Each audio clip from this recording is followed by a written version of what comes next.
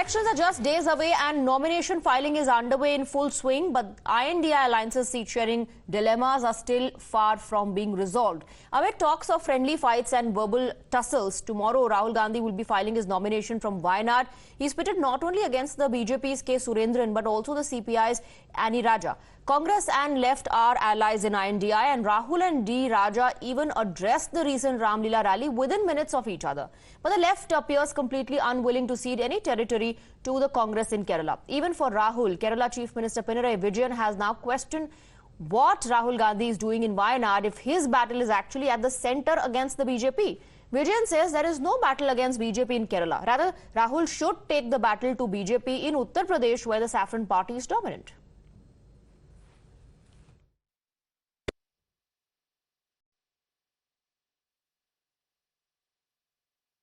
നമുക്കെല്ലാവർക്കും അറിയാം രാഹുൽ ഗാന്ധി ഇവിടെ വന്ന് ആരെയാ നേരിടുന്നത്? കേരളത്തിൽ വന്ന് സുരേന്ദ്രനെ നേരിടുകയാണെന്ന് പറയാൻ പറ്റുമോ? അല്ല, BJPയെ നേരിടാനാണ് ഇങ്ങോട്ട് വന്നതെന്ന് പറയാൻ പറ്റും? ഇവിടെ LDF ആണല്ലോ പ്രധാന ശക്തി. LDFനെ നേരിടാനാണല്ലോ വരുന്നത്. അപ്പൊ ഇന്ത്യ എന്ന ഒരു സംവിധാനം രാജ്യത്ത് BJPക്ക്